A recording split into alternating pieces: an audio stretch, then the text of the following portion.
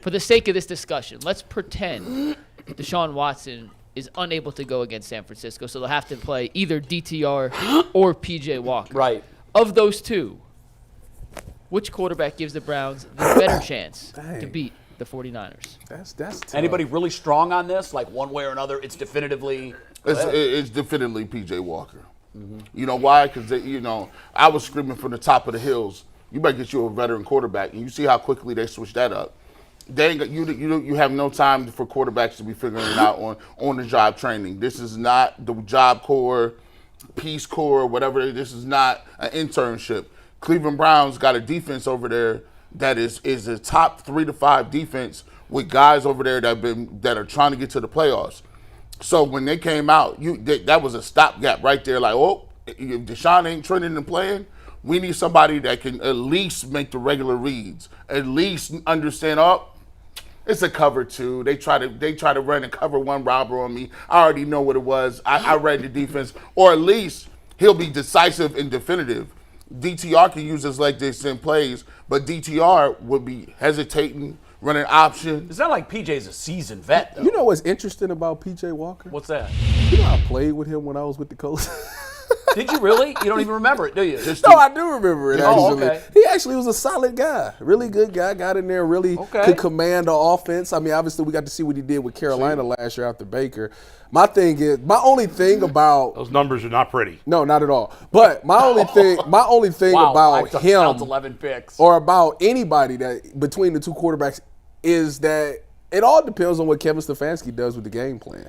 That ultimately comes down because obviously last week I think the DTR thing was unfair because I don't feel like we got to see really him because it wasn't his. And he'll come in and say, "I prepare myself to be the starter, so I'm always ready." Like that's knowing that you going in the game and being the starter, you prepare totally different than you thinking as a backup. So it's hard for me to say if he's good or not. G says that he missed a ton of throws. It was people wide open, and he just kept missing it. But he didn't even look at him. My point. But it's like when you go in there, you not confident in the game plan and not confident in your ability, you looking for one person and one person only, and that's probably Amari Cooper because that's the only guy you trust. Yeah. And I just feel like it wasn't fair for him to go in there and get thrown in that fire like that. Now, I'm not saying he should be the starter. I definitely think with San Francisco coming in there, you don't want to throw him in there in San Francisco and let him just completely, because he's already down right now from last week before. You throw him in there with the Wolves with San Francisco, he might jump off the edge. So you need to keep his confidence up a little bit and let P.J. Walker go in there that got some experience that at least can know how to call an audible out of stuff, or at least can recognize coverage or recognize, okay, they running cover 2, this is where I'm supposed to go with the ball, instead of just being locked in on one guy, and if he's not there, taking off running. So 2 for PJ, definitive PJs. Bull, where are you? I would stick with DTR, and here's why. First of all, if they don't, but either way, this whole situation is a real indictment on the Browns' ability to realize what talent they have. Like their ability to, what's the word I'm looking for?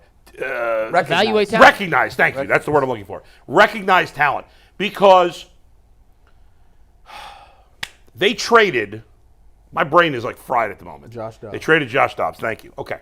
They traded Josh Dobbs. None of us thought twice about it because we didn't. He's Josh Dobbs, whatever. And because DTR looked so good in the meaningless preseason. Yeah, the meaningless preseason. Before you continue, we not only didn't bat an eye when they traded Josh Dobbs, we celebrated the fact that they had drafted a quarterback in the 5th round who had severely outplayed a veteran to earn the quarterback 2 spot. Now, some people were more excited about it than others, but I didn't really care because I was like, well, Josh Dobbs is nothing with nothing. I still think he's not nothing with nothing.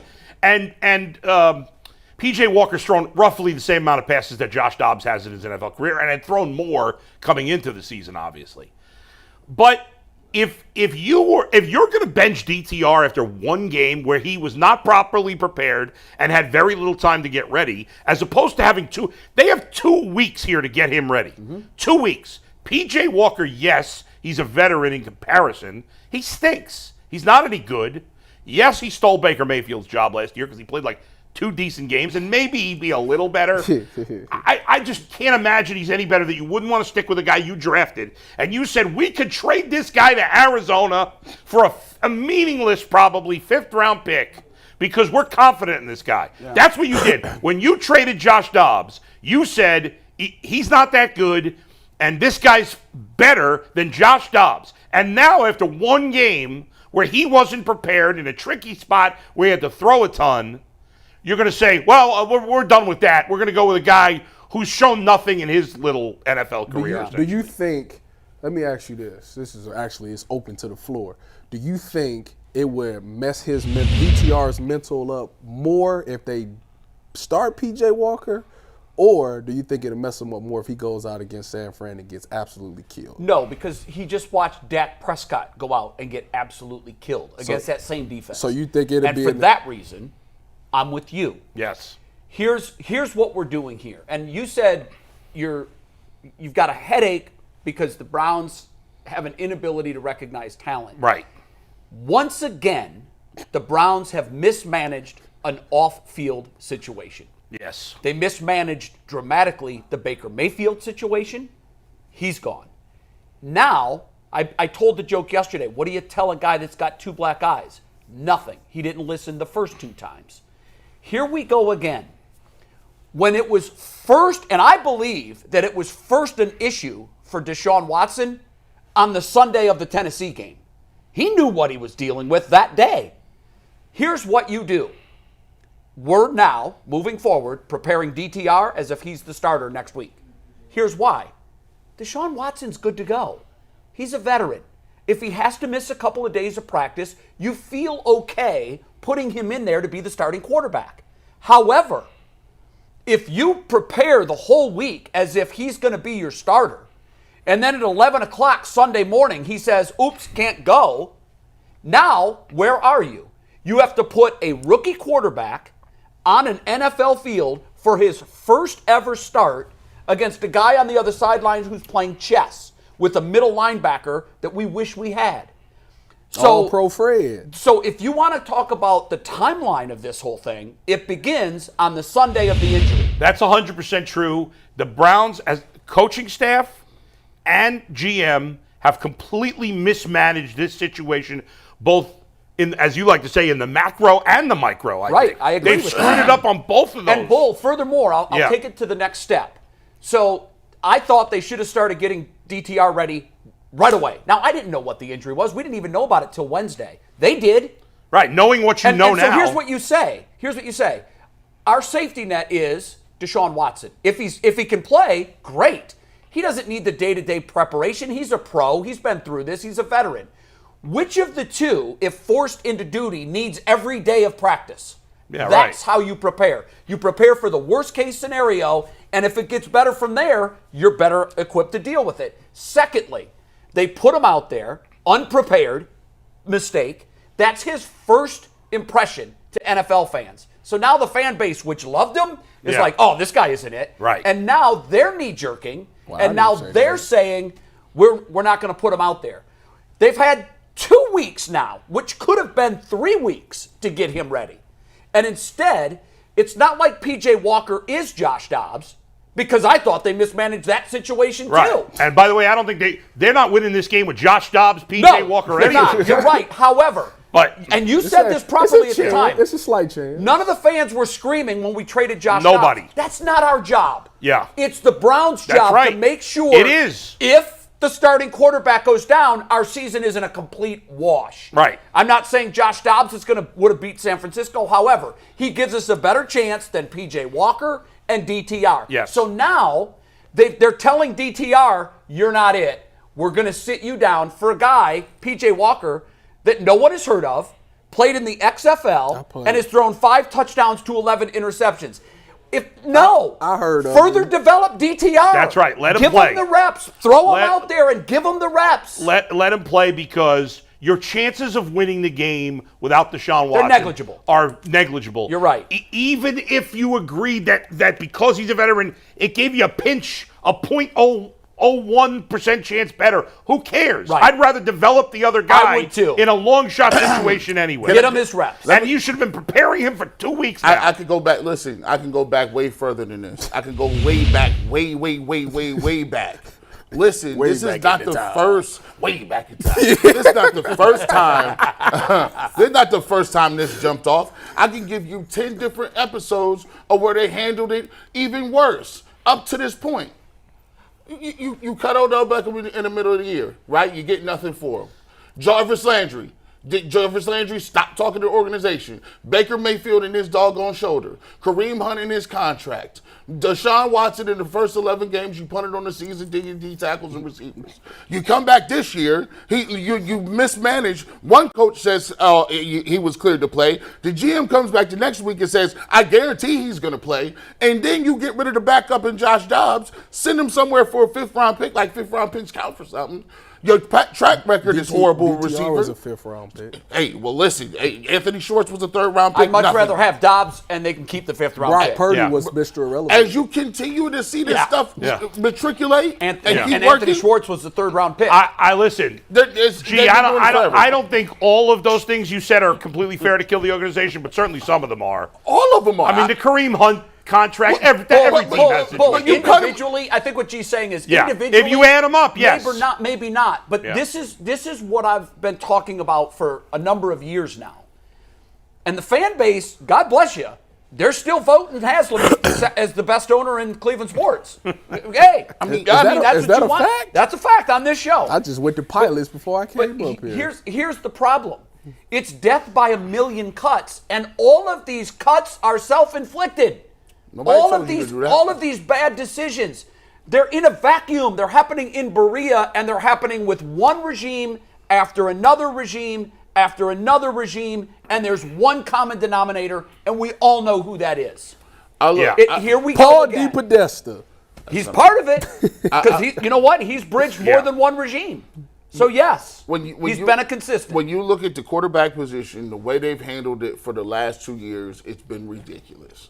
3 years. It's been 3 years. No, I'm about to say, what are you talking about? 30 years. I mean, let's not let him off the hook for Brandon Whedon, Johnny Manziel, and on and on. I'm talking about Stefanski. I mean, Stefanski and Barry have nothing to do with those guys. No, but the organization does. Yes, 100%. So if you look at this, they're in trouble. They're in real trouble. And I said it a week ago.